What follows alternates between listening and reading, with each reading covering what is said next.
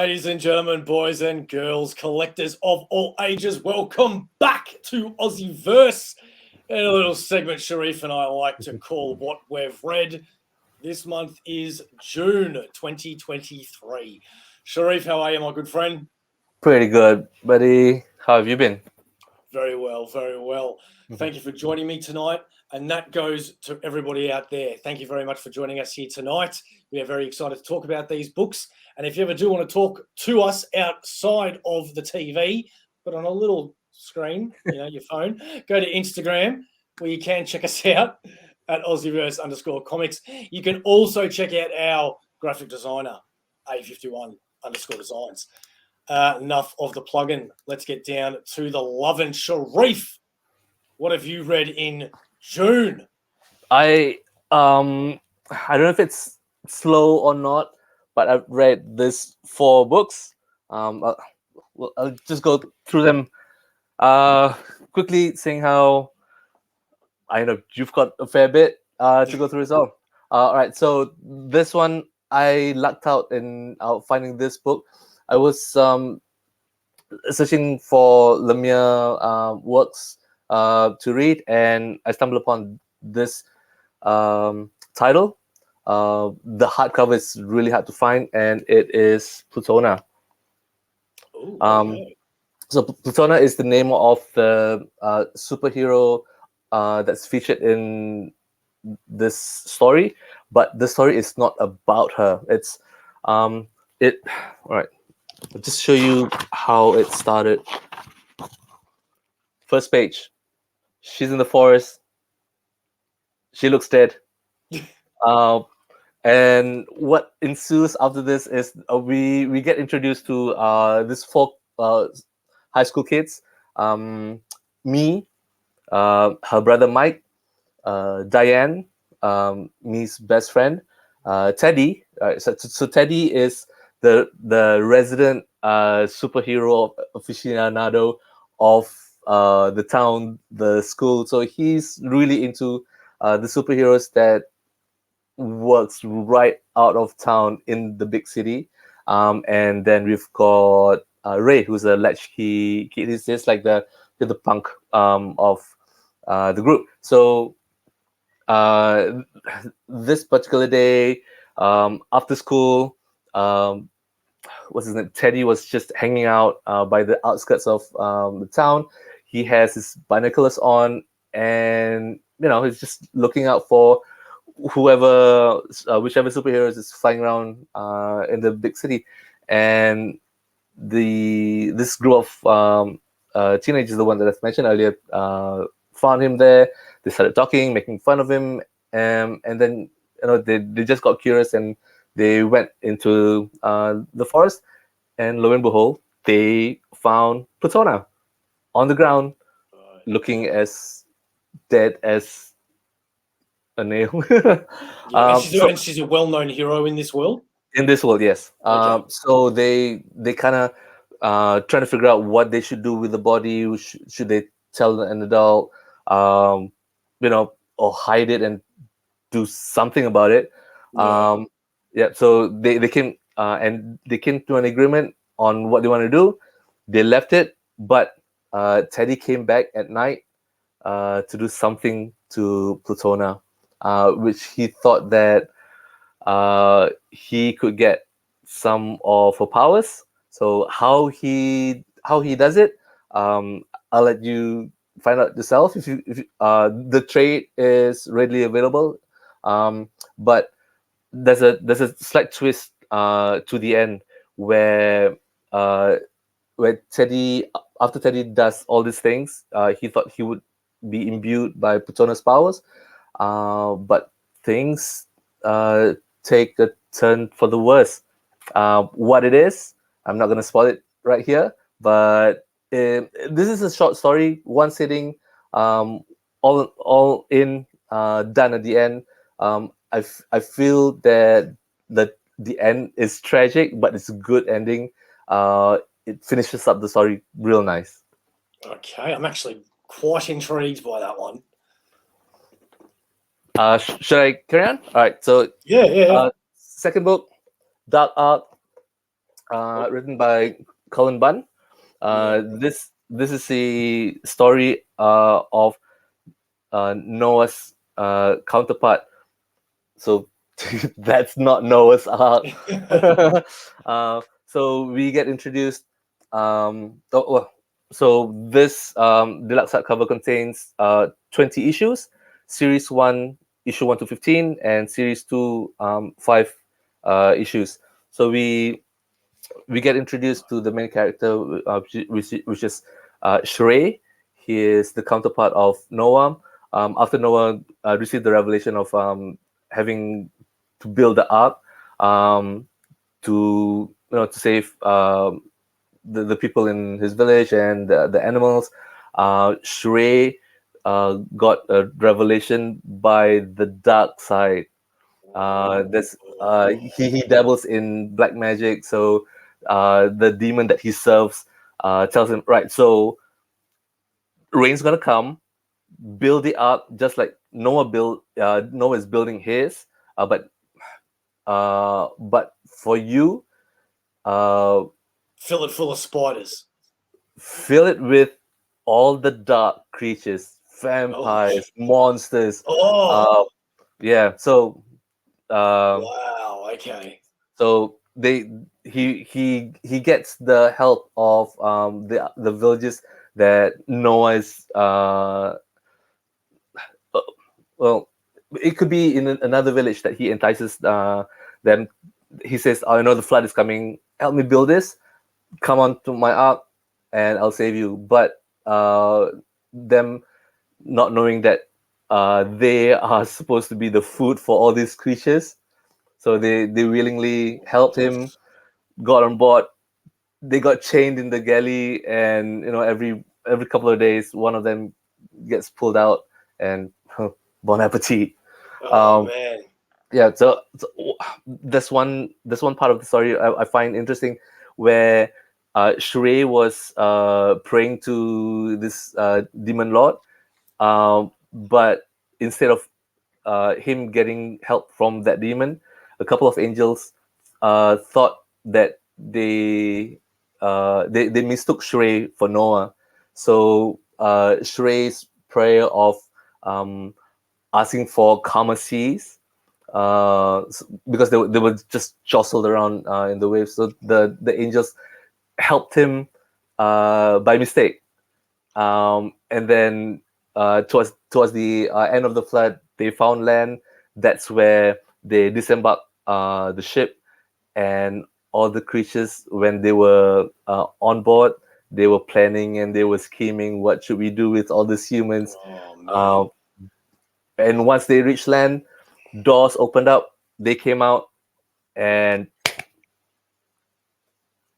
okay, I really want to read this one. I'm not kidding. Like, as soon as we stop doing this, I'm going to look this one up and see. Yeah, that sounds great. So series 2, the 5 issue of series 2 tells the story of a little bit of what happens after they reach land.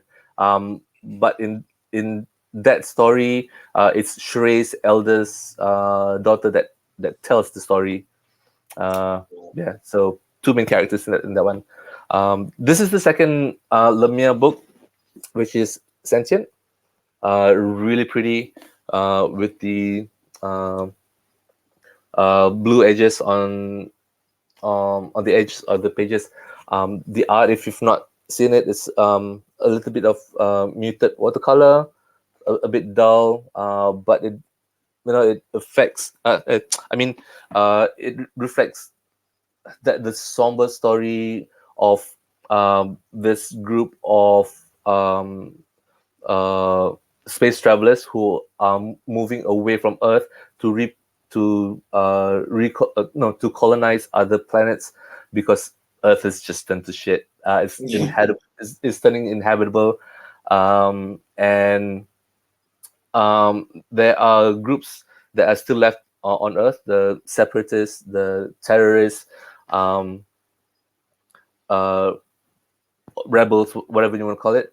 They sent someone from that team to be in this group, in this team on the ship, and they just wiped out all the adults on the ship, leaving the kids by themselves.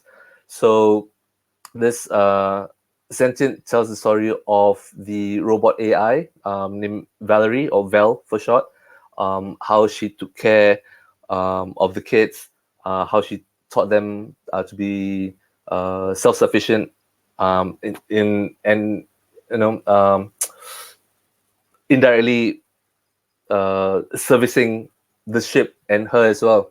And while this is happening, they are in a sector of space where there's a communication blackout. No transmission goes in and out.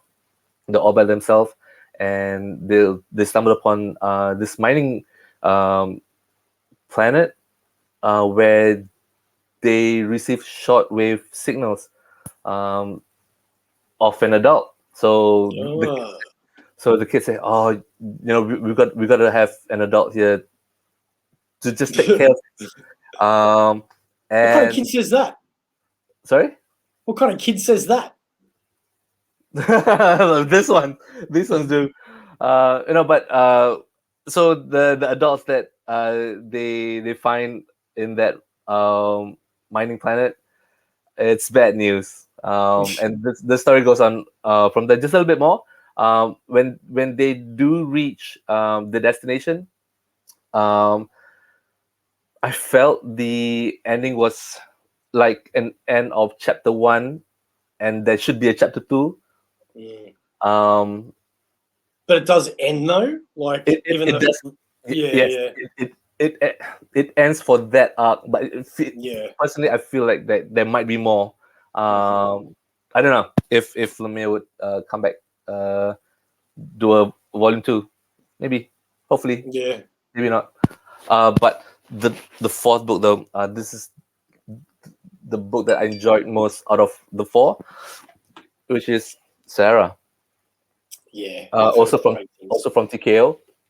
It tells the story of Sarah. She won't admit it, but she's the best sharpshooter in her squad, and they get sent out in missions, to protect whatever base that they're at currently, where the soldiers of that base would take over the enemy territory bit by bit. But because she is so good at what she does, the enemy got their best sharpshooter, and these two right at the end go against each other.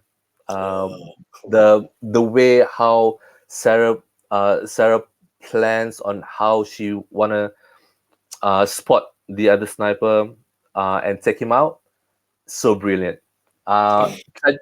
Tragic ending though. Yeah, I'm just gonna leave it at that. How what tragic means in this instance. Read it. It comes in the deluxe hardcover. I think it comes in a trade as well. So story's gonna be the same, whatever format that you choose. Get it. Highly recommend it. Yep, that's it. Good work, man. Good work. All right.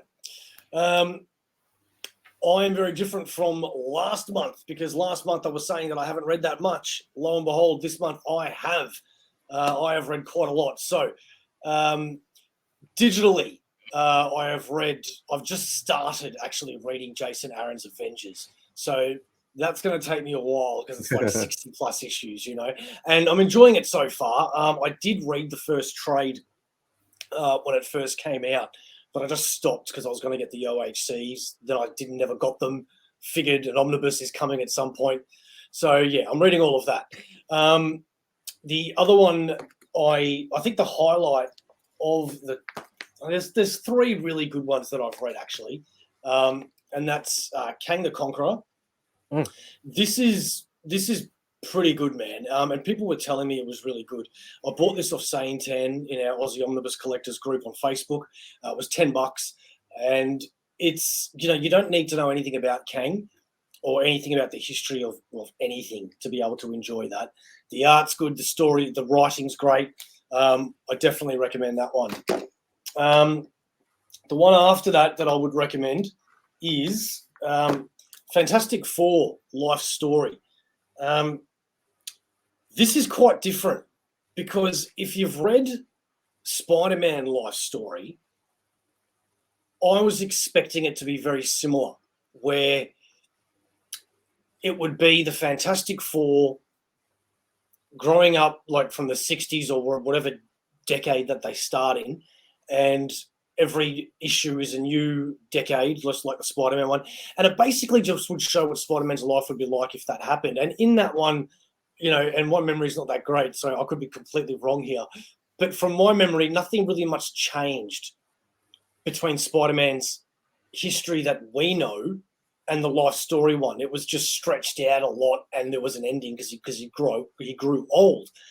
In this one, though, however, this is really different, as in the dynamics of the group, what happens to the Fantastic Four. It was really, really not what I was expecting. And because it wasn't what I was expecting, it really gripped me because I wanted to know what was going to happen next. I'm still not sure what I think of it. I think I really liked it. I definitely didn't hate it. It's definitely more of a positive thing. But yeah, it was just, wow, not what I was expecting. I think when I read it a second time someday, I'll have a better opinion of it, but I still recommend it. The next one was Secret Invasion, which is the new Secret Invasion, not to be confused with the classic Secret Invasion. Obviously, it was a cash grab because of the show, so I was really hesitant to get it. But Secret Invasion is my favorite Marvel event, and I thought, why not? And I've got to admit, it's actually pretty good. It's definitely not an event. It's definitely just a trade, but I enjoyed it. I had low expectations, and it was good, man. It was really good. It's basically just about Nick Fury and Skrulls, and that's all I'll say. Did it build up from the original Secret Invasion? No, not really. I mean, a little bit. There was obviously mentions and things like that, because how could you have any sort of Skrull invasion ever without mentioning that invasion? So yeah, they do. Dan Slott's new Spider-Man. Dan Slott does Spider-Man really well. I'll give him that. The art in this is great. It's Bagley, yeah. So of course it's great. I think Spider-Verse is just so overdone now, and this is just a bit ridiculous, I think, now. I enjoyed it, don't get me wrong, but enough's enough. I'm not a fan of a few choices that they made. It is enjoyable. I don't care enough about the villain to ever see the villain again. And I mean, all anyone ever really cares about now is Spider-Boy, which my opinion on that, I'll leave for another show. Spedsy, Devil's Toilet. This is hilarious, man. I loved this. I've got another issue to go. I highly recommend this, guys, girls, children of all ages.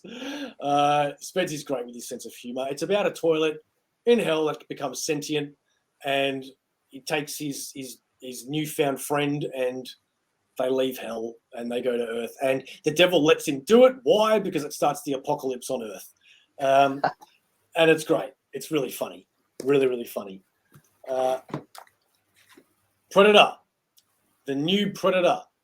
I'm really sorry that I'm not saying really positive things tonight. I'm not meaning to be negative. And it's not that I have hated anything. It's just I love the Predator, man. I love the Predator, and I would love it. Like I've said for a long time that I wish the Predator movies would explore more about the Predator's origins, like do it on the planet of the Predators, how they became the Predators so savage, got their technology, their rituals. Well, that's because it's always the same thing in the movies, even though I love them. And it's just a human versus a Predator, and the humans end up winning, basically. This is not that far from it. It's great. It's enjoyable. Everything about it's good, but I just wish it was something different, especially in a comic, with the things you could do with this, So yeah, and Ed Brisson's good, man. He's a good writer. So, Gold Goblin, again, low expectations, but it was enjoyable. It was. I just can't get into Norman Osborn as a good guy because just like the wrestling, that anybody that turns is eventually going to turn back again. It's inevitable, as a once famous warlord said. After that is the rest of the digital ones. That is Guardians by Al Ewing. I finished. It was good. It was good. It's really made me love Nova. It's really made me love Nova. I'm a big Nova fan now, like the original Nova. None of this young kid stuff. Sabretooth. I read Sabretooth, the miniseries. Yeah, not bad. Sword. I read the new Sword. That is good. I recommend Sword. You don't need to be a fan of X-Men or other things. Maybe you need to know a little bit about Magneto, but Sword I highly recommend. Edge of Venomverse, the Infinity comic on Marvel Unlimited. I didn't know this, man, but I haven't used Marvel Unlimited for years, right? And when you would have a digital comic, it was the exact same thing as a normal comic, the way that it would work, swiping and all that sort of jazz. But somewhere in the last few years, they've updated it. And now a digital comic is vertical. So you're constantly going up, right? And the comic is just continuing and there's no pages, right? Oh. And yeah, and it's cool because it stands out differently, and like, for example, there's a solicit as well that's coming out. You know how they had like Deadly Neighborhood Spider-Man and things like that. There's a trade that's coming out in the next few months, and it's called the Spine-Tingling Spider-Man. And I read the synopsis, and it's like, the most out there Spider-Man story. You won't believe what you're in for and all this sort of stuff. And it was first a digital comic. So I went to the Marvel Unlimited and I read that too. And I read it in one sitting, just constantly flicking like that. And I'm like, man, I'm so glad I didn't spend $30 buying that book because it wasn't that great. But the digital comics are still worth good checking out, man. This Edge of Venomverse is actually really cool. It's really dark, and it's kind of not for kids, and I like that. And last but not least is Thor by Donny Cates. I am now up to date on Thor, up to Marvel Unlimited, that is. Yeah, and I've loved that. I've really, really enjoyed Thor, so I'm keen to see where that goes. And that is my reading for the month, my friend. Sweet. I'm really looking forward to Donny Cates Thor, because after Aaron, I've not visited any Thor yet. So just looking forward to that one. So you haven't read any of Cates Thor? I do have all of issue 1, regular and variants, and that's as far as I had, as far as I gotten with Cates Thor. Okay. Well, the first saga with Galactus is, I loved that, man. The rest of it is still good. It's still good, but that first trade, maybe it's 2 trades. Really, really cool, man. Really cool. Thor on a different level, man. God powers, Yeah. And Spider-Man. Been reading the latest Spider-Man too. Dude, what are they doing to Mary Jane and Peter Parker, man? Zeb Wells, Spidey. Have you been reading it? The new? No, I'm just keeping up with the news and how people are shitting on the run. Yeah. Look, it's not bad. It's just the Mary Jane thing is a personal thing. You know, obviously there'd be other people that will agree with me. There's other people that wouldn't give a shit. But I'm not liking it. The other thing is that this new villain, that brand new villain, I'm not quite sure about. It's a very religious sort of context to it, and it's different. So I'm always happy for different villains with Spider-Man. And I'm always happy with like really, really powerful villains that I haven't seen Spider-Man fight a villain like this since Morlun. So that's intriguing. I recommend you at least take a look at that. That's All right. All right. Thank you very much for joining us, everybody. We will see you soon for more live chats. Sharif's Custom Corner, more what we've read. July coming out next. Reviews, hopefully some interviews. We have a Kickstarter coming out next week with our good mates at Comx. Speaking of Comx, they sponsor our channel. Did you know that? If you don't, you're not sure who Comx is, I'll show you who they are right now as soon as Sharif tells us what AussieVerse is. If you don't know, it's for life. It's for life. Creators, comic book artists, comic book illustrators, you want to know where to go to buy anything about Australian comics books, and you go to Comx. Because what's the best thing about Comx? They bring Australian creators together, and not only that, they have one flat shipping rate. 10 comics, it doesn't matter. They don't care. They will ship it at one price. Comx, ladies and gentlemen, go find out.